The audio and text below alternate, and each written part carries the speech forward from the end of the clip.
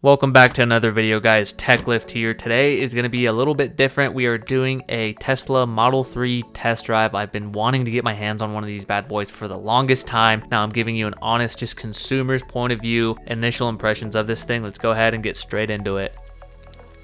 So real quick, guys, a little story time here. Basically, I was in San Diego for the New Year's weekend and had the bright idea like, hey, I'm in a big city. Why don't we just go to the Tesla dealership and test drive one? Well, that's not really how it works, guys. So basically what you can expect is you can go online to tesla.com and schedule a test drive. Not many cities offer test drives because the fleet is very small. So only 2 locations had them. So we saved the test drive for our last day in San Diego, which was Monday. And we actually had to drive 2 hours north toward Riverside, Rancho Cucamonga to be exact. All my LA peeps, you guys know what I'm talking about. But that is where we went to test drive the car. Again, the day before we were in San Diego, we went to the mall over in La Jolla and we went to the Tesla store, kind of got all the details figured out, all the configurations, and they basically let us know that they didn't have any there to test drive and that, you know, it's just like very limited stock. So we went to Rancho Cucamonga. We went to this like crazy sketchy warehouse looking place. We're like, what the heck is this? This is not your typical car dealership. But basically pull up when we see so many Teslas, we knew we were in the right spot. Now right off the bat, getting into the car, initial impressions of this thing, guys, it is absolutely beautiful, guys. This thing is just minimal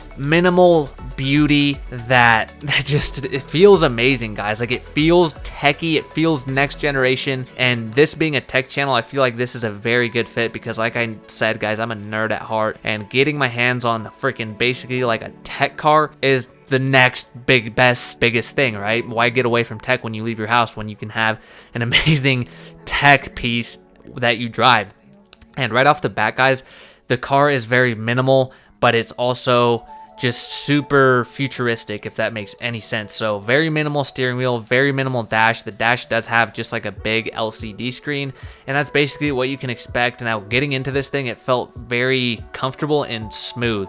So right off the bat, guys, the little gear control is like the little tappy function. You basically tap up to reverse, tap down to put it in drive, and then you basically click it in to park the car. Now getting onto the road, first off, the seats felt incredibly comfortable, and honestly driving it felt incredibly smooth. Like, I couldn't feel any bumps or anything like that. Now getting it onto the main road here, which was whenever I was taking it out, the acceleration was crazy. This thing was so fast and so quiet, it literally put my head back into the seat. Now all the people that have driven Teslas or been in one before or own one are gonna be like, oh dude, that's old news.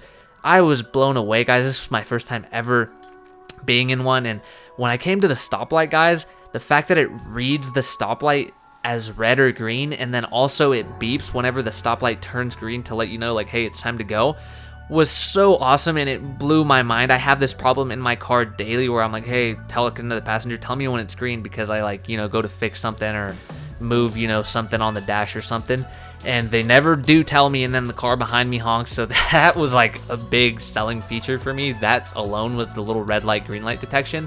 And then also the amount of cameras on this bad boy, the fact that you can pretty much see everything on your dash is awesome. Now going on to the interface / speedometer, it is off to the top left corner of the dash there, pretty small, but honestly it felt natural. Now to me, it didn't feel weird not having a speedometer right in front of me or even on the glass windshield, but just off to the right, kind of where the dash is, it felt natural to me because that's where my phone always is anyways, and that's where I always check my maps. So I'm used to that, and honestly, the speedometer being over there was just like an added bonus now. So you do have the little picture of the car there. It does pick up other cars in like a 3D model way.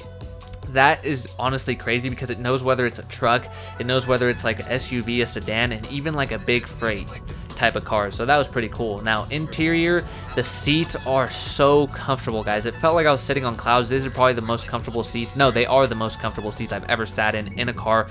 Absolutely amazing, guys. And they weren't leather, but they weren't cloth, if that makes any sense. It's like some sort of hybrid freaking Mars type of material that Elon decided to make these seats. But honestly, guys, the interior was super amazing. It's super comfortable. The roof was super nice. It had like this super big moon roof. Now that comes standard on Teslas. It's just glass, but I guess that's also for aerodynamics and also like maybe something to do with the solar stuff. But anyways, guys, the trim on it was super nice. The seats were super nice and padded, and just everything about it I loved so far. Now moving on to the actual little interface, I talked about the little 3D model. This is a great example here. As you can see on the dash how it shows that there's like a freight truck in front of us, as well as like a little car to the side, and then like a little Prius in front of us, or maybe another Tesla. It was just super cool, and we went ahead and decided to pair our phone. That was super easy. Again, you should have a passenger doing this, because right off the bat it is a little overwhelming, the amount of like things, and also just not knowing how these things work. But it wasn't very hard to do and find things, I'm not gonna lie. As you guys can see here, we're pairing up the Bluetooth. My girlfriend was doing it. She's the least techie person that I know, and she figured it out amazingly easy and amazingly fast, so that wasn't an issue for us. Now the interior features are very minimal, guys, but they are next level. Like where we set our phones down, that's actually a wireless charging pad, guys. Yep, I said it. That's where you charge your phone, and that comes standard. And next you have the little compartment below that, or under that, which slides very seamlessly, and that holds a ton of things. Nothing in there, nothing fancy, but as you guys can tell, like you can do so much with that. And then right behind that was the cup holders, guys, so that is really nice.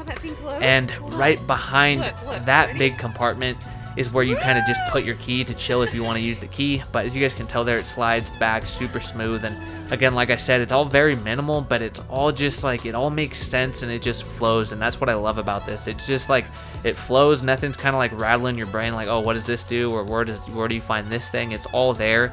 I feel like it also had 2 USB ports inside there. Don't quote me on that. Maybe it's on the back one, but on the armrest, it's very nice and leather and plushy, very comfortable. As you guys can see, the Tesla keys right there. That's where it's supposed to just chill. But that little spatial compartment is actually very deep. It goes deeper than that. I just didn't want to push my fanny pack in there because I had a bunch of camera equipment in there. But it's very deep, and it has so much storage, and it's just like clutter free.